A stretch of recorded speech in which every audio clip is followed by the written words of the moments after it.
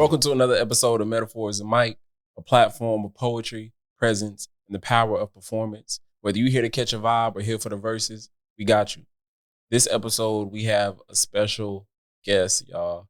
She's a certified behavioral therapist, a phenomenal mother, a workshop facilitator, and just an all-around dope artist. Y'all give it up for the one and only KPZ. What's up, y'all? Nah, I've been waiting to say that. I ain't gonna lie. Kiesha Peasy. Nah, what's up, Kiesha? How you feeling? What's good? I'm good. I'm grateful. I'm here. Come on, grateful. Listen, I'm here.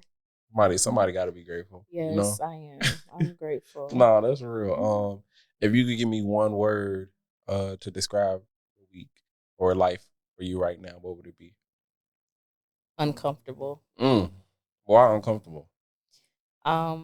Just being pushed to limits that I never thought I could surpass, I should say. And I've been challenged in ways that I never thought I would ever have to deal with, because I've always been more secluded. But I'm being challenged to be out there, do the work, be uncomfortable. So yeah. I feel like I can attest to that because even seeing you perform over time, like I've seen you step out of that zone, like step out of that comfort zone.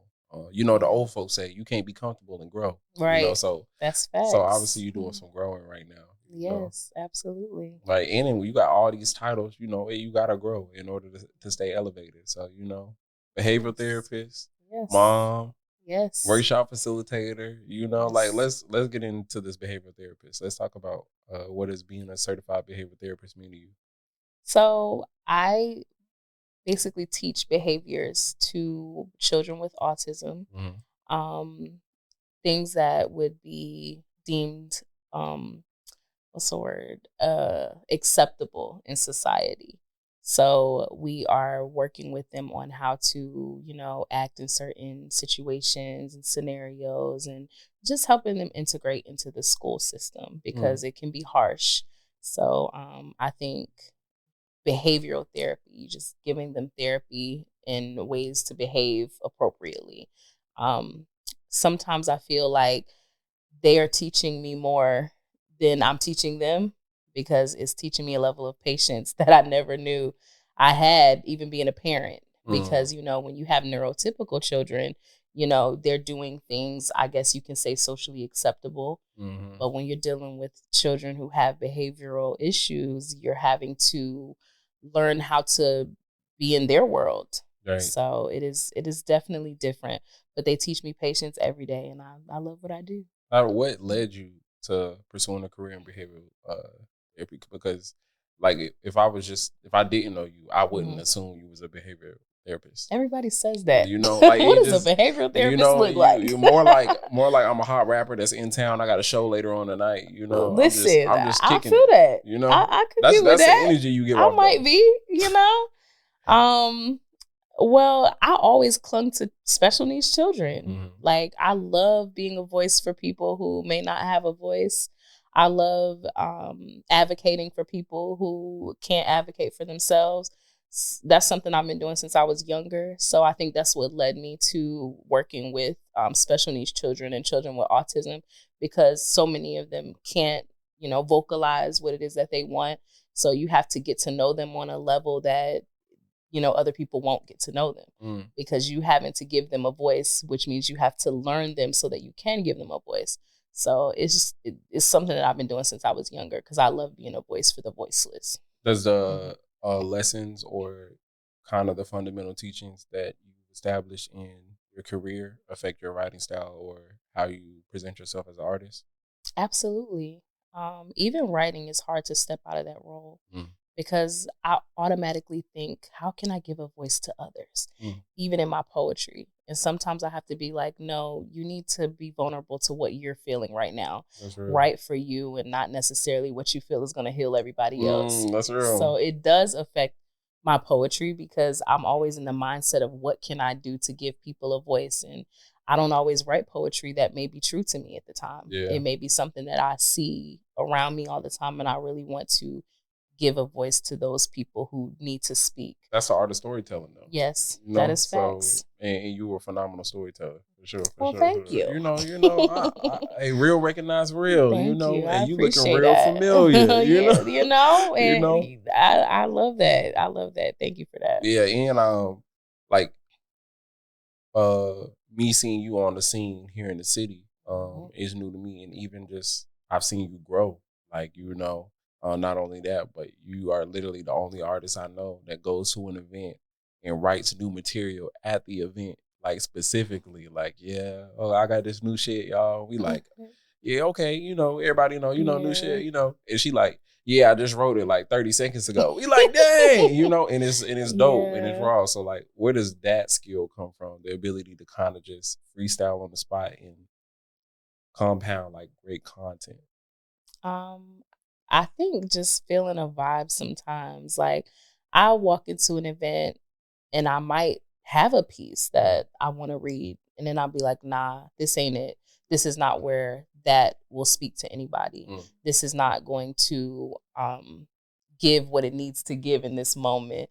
So that's when I will say I'm just going to write something that is true to, what situation I'm in, where I'm at. I can feel some energy around me sometimes and be like, I feel sadness. I need to write something that's going to speak to that. Or I feel joy and gratefulness. I need to write something that's going to speak to that. So sometimes it's just about feeling, certain vibes when I'm in a place, and I write what is going to be effective in that moment. But is it beneficial to the storyteller though? It can be. Not always. I'm gonna be real with you. It's not always for me. Everything we do is not always gonna be for us though. That's what happens when, you're dealing with purpose. Sometimes your purpose is gonna speak to others and it might not be for you. But Kiesha is preaching. Do you hear me? No, but that's good though. Because we live in a world that kind of like pushes selfishness on us. Like in hustle culture, it's like, don't worry about what the other man doing. Like you need to eat. Yeah, like everything on the table is up for grabs. But Absolutely. like it's enough room at the table for everybody. Absolutely. Truly. So saying that I like that mentality. It just it also makes me think about like even now, like even in the city, like I think sometimes we thirst for opportunities and resources, but like it's enough for everybody to go around. Absolutely. Like you a new artist and you out here eating. Like you just started your own program in the school system. Talk to me about the program. So this program is teaching emotional intelligence to younger children in elementary schools, and I feel like when you catch them young, it will help them as they get older. So this program is really, I'll say, of anything I've ever done, this has probably been one of the most fulfilling things that I've ever done. Seeing children speak about anxiety, seeing children speak about the safe spaces that they have or the safe spaces that they don't have, and being able to reach them and tell them it's going to be okay, give them avenues and ways to express themselves when they may not have that at home. That sounds powerful, especially because it feels that way. Especially like as a kid, I don't know about you, but I know me. Like I didn't have that. All I had was these emotions that I didn't know what to label them as. Absolutely. And when you a kid, I don't want to hear you. You a kid. Stay in the kid's place. Especially here in the South. For real. And anxiety, what? I wish I would have been like, Mom, I have anxiety. Like, girl, you better get your anxiety behind right back in there and do what I told you to do. Yo, get your anxiety back, huh? Is a definition of a black mama right there. What? And it's not, and don't get me wrong, my mother did a great job of giving a safe space to me and my siblings of what she knew to be safe, but I didn't know anything about anxiety till I became an adult. I didn't put a word to it, I should say. Like, oh, that's what that's called? When you are panicking, when you're anxious, when you are scared of what's coming next or the unknown. I didn't know what that was called. So in this workshop, being able to hear the children put words to these feelings that I had as a child, and I didn't know what to call it, and they're putting words to it. So it's like, this generation is different. How do you do that though? Like, yeah, we talk about emotional intelligence and whatnot, but how do you kind of go into a space, especially with kids, teach them something like that? I think back to when I was their age Mhm. and what I wanted to be told. Mm. That's what I do. Truth. Yeah. And just knowing that somebody can relate. Yes. You know, and that my feelings are hurt. That's all you really. That's all. Like all of Yes. us, no matter what age we Validation. are. Validation. That's all. Just validate my feelings. The older generation may not have known how to do that and, keep that control. But now I'm learning that you have control even when you are giving it up. Like giving up that control to allow somebody else to tell their feelings and you just sit there and listen. That was harder for the older generation because it's like I have to hold this house down. I don't have time to be worried about all these feelings that you got going on. Right. We gotta get through the week, through the month. We don't through have the time. day sometimes. Okay, through the hour. For real though. So they had to control the situation and they had to do the best they could. Yeah. I think now the parenting now is different because we're learning. Like if you don't give these kids a voice, you don't know what they're gonna become. You don't know what they're gonna. So you have YN is a real term. It is. Like and it's real. Like look at the news. Yeah. It's the young ones. Look at this city alone. Yes. It's the young ones. Like shootings and stuff. You be thinking it's like, oh, somebody snapped. No, it's teenagers. Yeah. So, giving them a voice and allowing them to express themselves, who knows? That they may be kept from, making these horrible decisions that can change their life permanently for temporary feelings when they learn how to express themselves effectively. Yeah. And I can attest to that too because me and my best friend and business partner Andre, we run the Purpose Through Poetry program, which we teach in the alternative schools. And really in that program, we go into the schools and like kind of just mirror what you got going on, but just with the older kids, and we tell them like, y'all in high school, some of y'all are a decision away from being judged as adults, and it's cool now and it's not, but when y'all leave here, y'all never gonna see some of these people again. Like some of the things that y'all do now for the entertainment of others, like it's not gonna matter. And when you get judged by that action, your peers are gonna be the same ones looking at you crazy. Yep. And freedom is a crazy thing. Like, so appreciate it. Like y'all, the level that y'all at now, it can really be like a catapult for you to kind of push you to your greatness if you really allow it to. So you just really go in there and create a safe space. And I love talking about safe spaces. So tell me, like, in your own definition, what does it mean for you to create a safe space, like in your life? To create a safe space for myself, somewhere that I feel comfortable, somewhere where I could just be myself and I don't have to put on any type of faces. Because we put on so many faces in this world, whether it be the mom face or the best friend face or the working face. We just have so many faces that we have to put on day by day. So for me, it's just a place where I don't have to be nobody but Kiesha. That's good. Where I don't owe anybody anything. Nobody but K Peasy. Yeah, nobody but Peasy. That's what's safe for me. And sometimes that's just in my room with the door locked. Come on now. Peace. Yeah. Peace of mind is... Okay, it's simple for me. I don't need to necessarily create. Priceless. I'm trying to tell you. I just wherever I can just be myself and not owe anybody anything. So yeah. What does it look like to create a safe space for others? Just being a good listener. There's not always a call for advice. Sometimes you just. But Kiesha, you preaching. Now you talking That's real though. That's real. We always feel like we got to give somebody advice, but sometimes people already know what to do. They just need an ear. It's very rare that you're talking to somebody, because my friends are smart. They're intelligent people. They know what to do. They know what their problems are a lot of times. They know what they need to change. They don't need me to say, well, you're going through that because you need to change that. They already know what they need to do. They just need somebody to listen to them. They need to get it out. And it's the same for my family, my children. Sometimes you just got to let people get it out and just say, are you okay when they're done? That's good awareness. I have a friend and we have this thing where before we unload, we ask each other, like, are you in the space?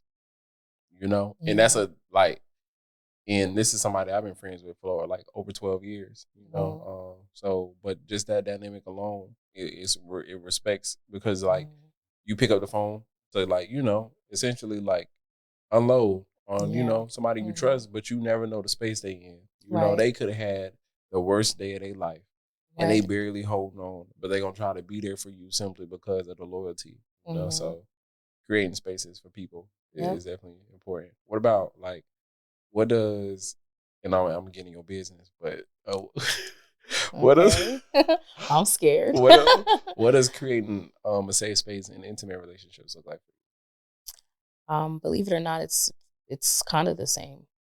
Consistency. Yeah. Come on. It's kind of the same.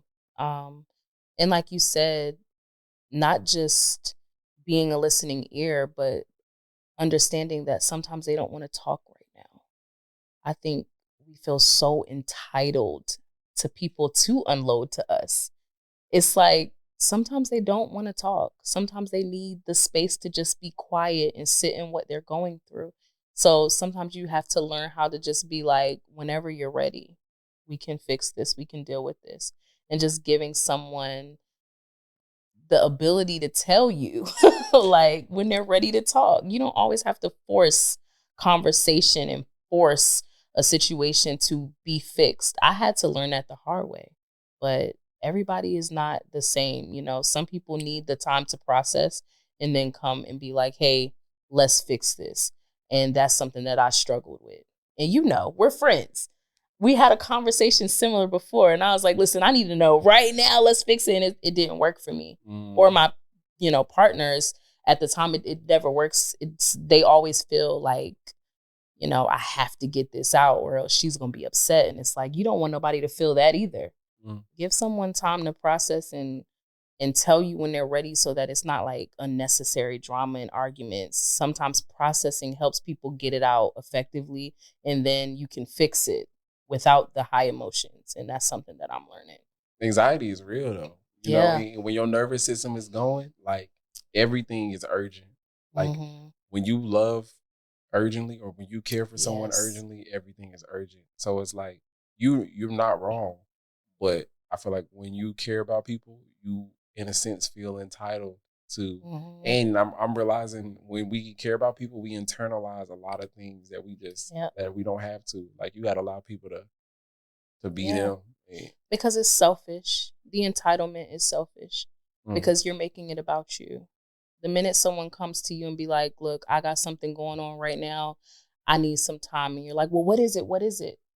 It's selfishness. And people don't like to, they don't like to admit that to themselves, that they're being selfish when they're demanding someone to unload on them. Like we always say, like, oh, I want to be a safe space. I want to be a safe space. But sometimes a safe space is allowing someone to be alone. Sometimes that will create a safe space for them to just give them space.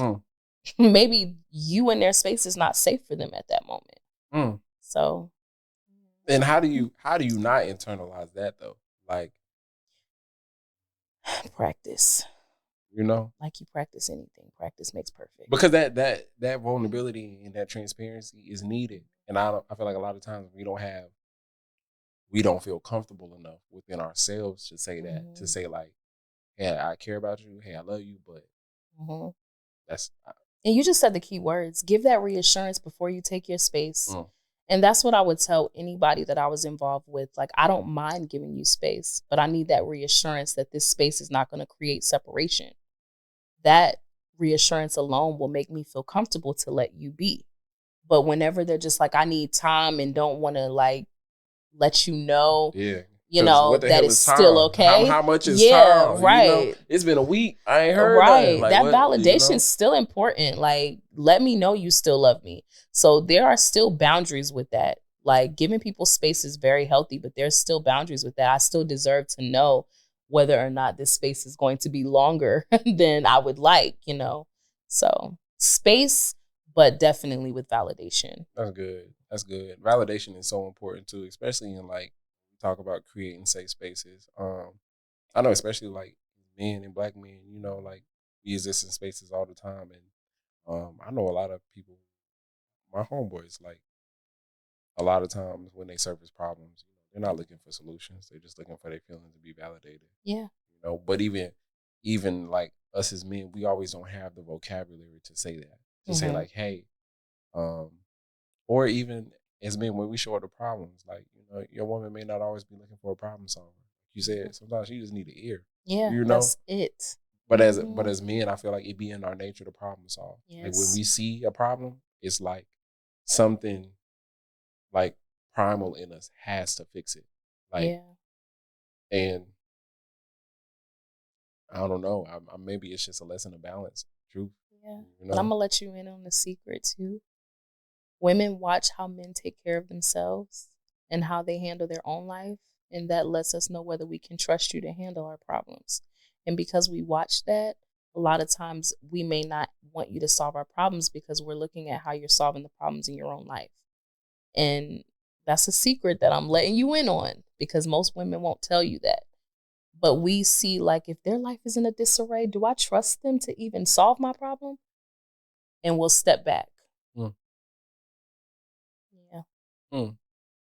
Does it, when the roles are switched though, I don't think that narrative is still consistent. Because as a man, it's like when that woman's life is in disarray, now you're supposed to show up and be the problem solver. Yeah. We're like that. And that was real. That was really like that was real though. That we're like that. And I'm speaking just from experience, being a woman. I was married before. And I remember those times where I'd be like, it's so much going on and I need you to handle this right now. But I know that you can't even handle what you got going on. So I don't even trust you to tell you what's going on. But then you still expect them to just fix it, whether you say something or not. And women can be like that, y'all know that. Yeah. We can be like that. I always feel like a woman is the embodiment of contradiction. Yes. I want you to fix it, but I also want to be an independent woman and handle it by myself. Yeah. And I'm just like, okay. Trust is a big thing though. You gotta trust your partner to be able to handle it. And you don't want to hurt or emasculate your partner. So you might not always tell them that you don't trust them. Trust is so fragile though. My grandma said like trust takes a lifetime to build, seconds to break. Like trust is a fragile thing. Fragile thing. And once it's gone, it's hard to get back. I feel like a lot of times we don't take time to understand how fragile trust is, and I think when we say that, we have the automatic assumption that everyone just does everything right all the time, but it's like, no, we're imperfect beings, Yes. But it's like, how are your imperfections showing up? Yeah. Yep. That's facts. You talking facts. Especially because I think it'd be internal though. Like, I don't even think it'd be about trusting other people, but a lot of times we don't trust ourselves. Yes. And it's like you can't, like you said earlier, you can't get what you don't have. Right. So how can I expect to trust you when I don't even trust myself? Right. Right, because even when it comes to like relationships and friendships, you have to think like when you choose people in your life who have hurt you, it makes you think like, why did I even choose you? So it's like that trust in ourselves is a big thing, because whenever you choose someone in your life, regardless of the type of relationship you have, if they hurt you in some way, it does fall back on you somehow. Like, why did I even allow this person in my space who ended up being this way? So you have to learn how to trust yourself again and trust your judgment when it comes to the people you allow in your space. So yes, you're right. Trusting ourselves is the first step. What's the threshold between trust and forgiveness though? Because you know what I'm saying? We all fall short. Absolutely. But at the same time, like low hanging fruit is real. Yeah. So yeah. So I'm just like, what's that threshold? What's that balance like? Everyone deserves grace, but I will definitely say you have to watch how many times someone does certain things before you can judge a situation. Because sometimes, people act off impulse, they make a mistake and, they fix it and they turn away from it, But when someone repeatedly does things over and over, that's when you learn like, okay, this is your behavior this pattern. This is you. You know? And I can forgive you, but you no longer are welcome in my space. Yeah. Because this is what you're gonna do. I heard that we don't fall for who people are. We fall for who they are in our head. Mm-hmm. You know? Who we want them to be. Who we want them to be, essentially. And then over time, through falling for them, you see the person that they actually are. And you have to make that conscious decision. Like, is this person going to keep allowing access to me or not? Yep. Does are these things that come up often in your writing, like trust and forgiveness and safe spaces? More now than ever. Because now that I'm like really, really picking up this pen, because there was a time where I had like writer's block and I was not really writing as much as I should. Maybe the last year I've been writing a lot since I've been in the spaces. But there was a time where I remember having a conversation with my mom, like, I can't do this no more. Like, I don't have it anymore. She's like, no, it'll come. It'll come. So as it's come, I find myself writing more about those things. And I realized the reason why I stopped writing about them is because it was so uncomfortable.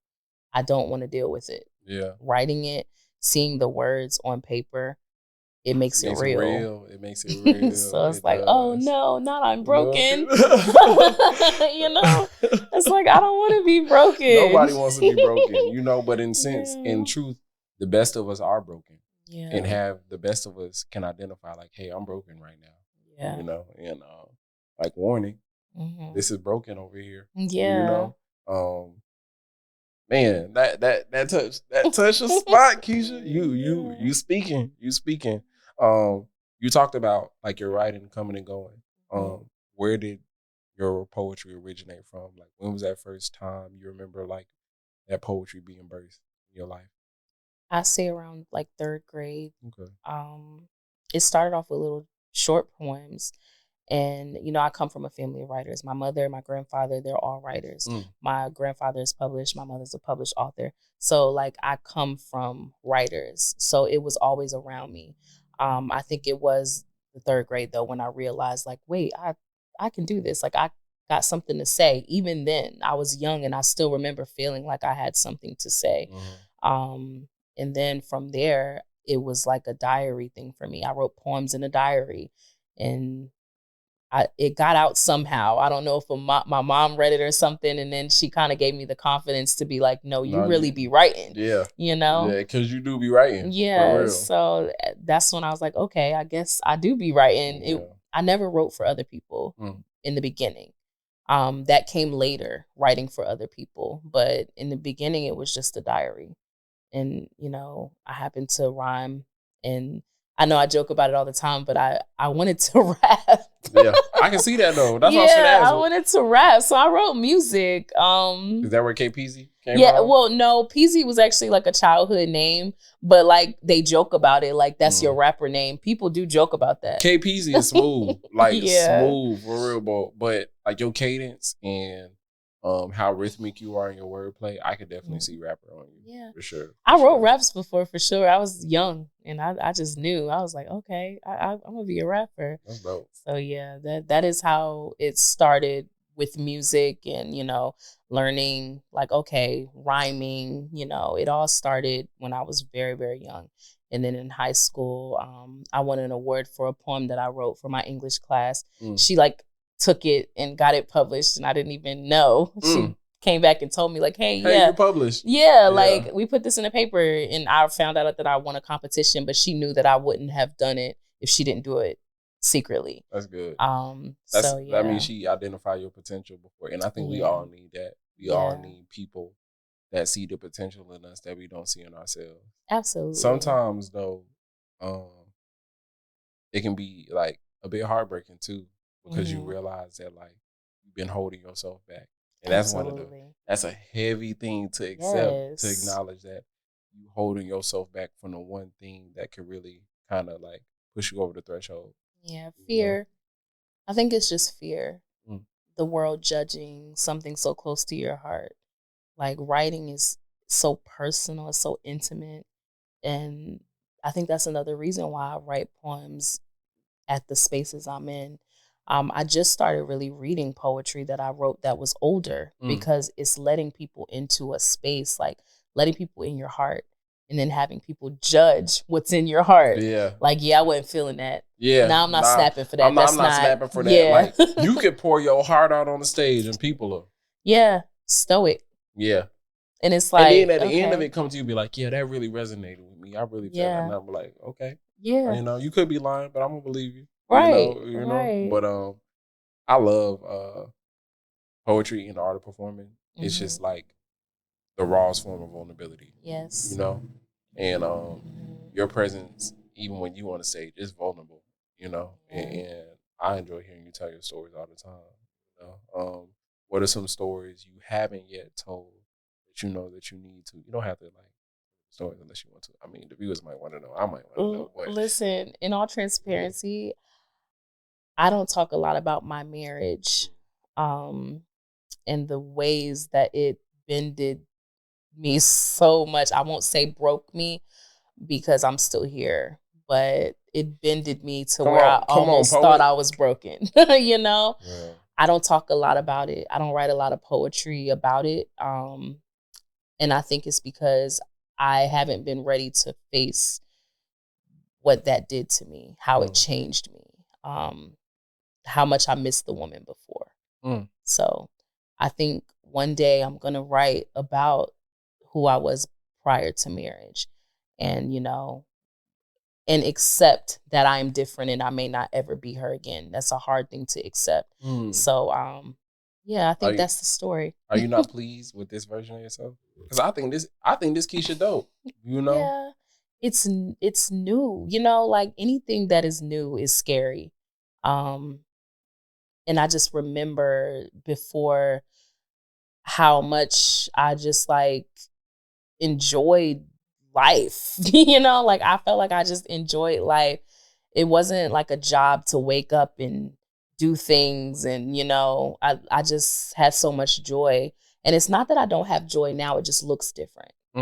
Yeah, it just looks different. That's good. That's good perspective. You know, because someone could go through that same experience and say like their joy was lost, you know, or like that they lost a part of themselves. And we all go through different journeys, but like your perspective you have in your journey really makes up the person that you are. Absolutely. You know?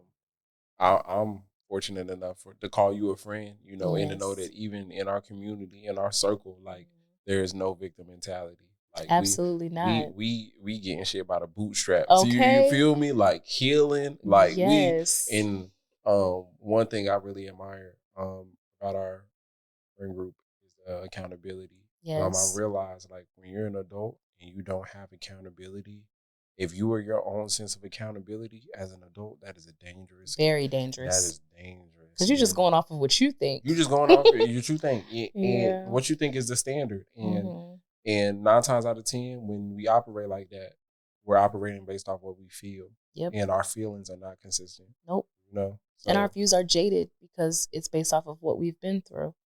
So, you know, we shape our views and our opinions off of our experiences. But we need that balance from other people's experiences. That's why that trauma be so lethal. Yep.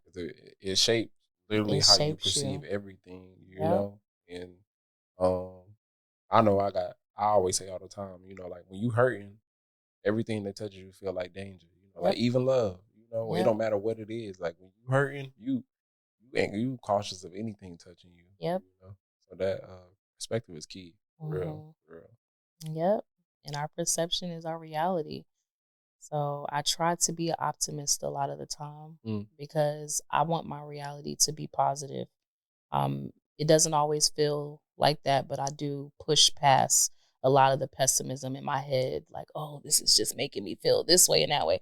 I have to push past that a lot because I am a mother and my kids are watching me. And I want them to feel like, okay, she got through it.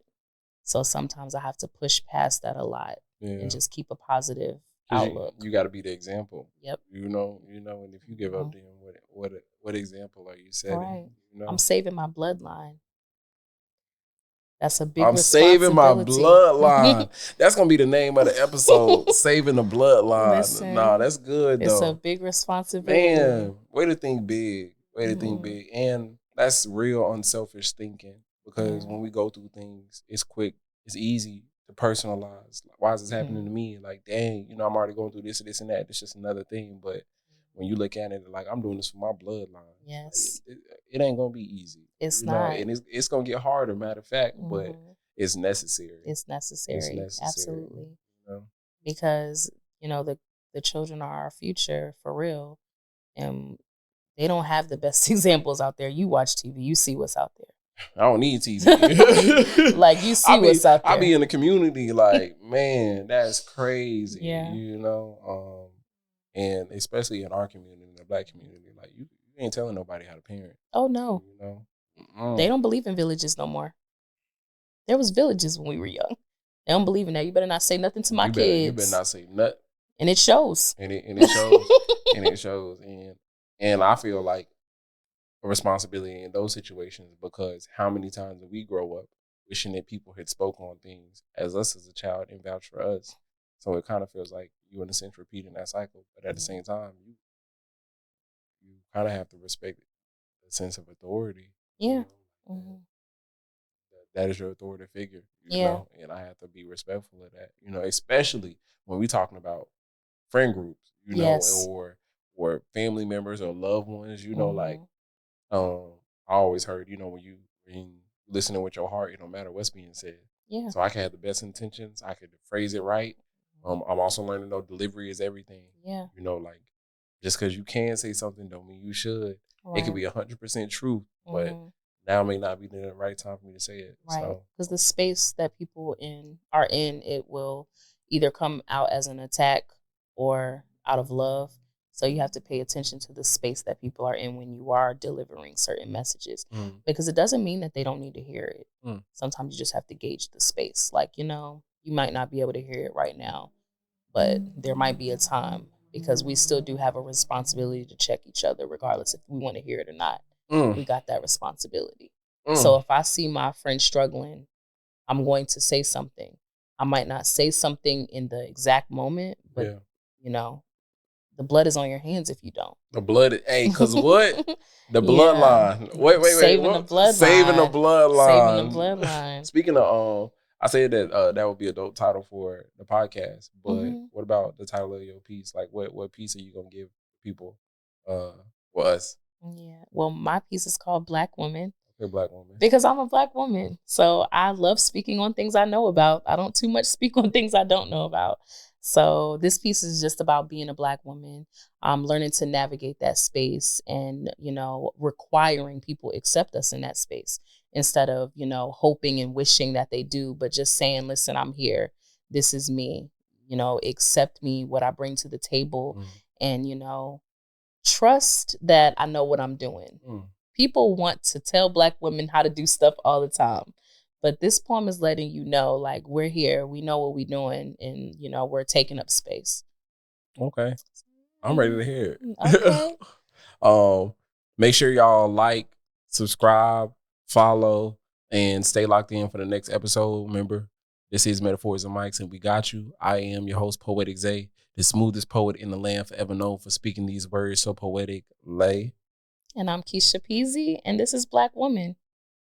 The essence of a Black woman cannot be defined with simplicity. We are the most pure form of art, the rarest form of beauty. We are one of God's most exclusive creations. When we step into a room where the topic of conversation, we break barriers and expectations, but our wardrobe is just decoration because our heart is the true masterpiece. Many have tried to tell us what we should be, but we use our garments to hide the pain they don't see. We trade our ashes for beauty effortlessly. We embody every obstacle with intention, and let me not forget to mention, even with the world on our back, we stand at attention. We may not be equipped with the love we deserve, and there's so many things that we need to unlearn. But somehow, so many want to look like us, talk like us, imitate our style. But when it's time to protect us, the love is just not the same. And when we begin to elevate, they say stay in our lane. But we're the creators of life. The world was bred from our seed. If beauty is skin deep, then we have all the melanin you need, because even when we're keeping it simple, we are still everything.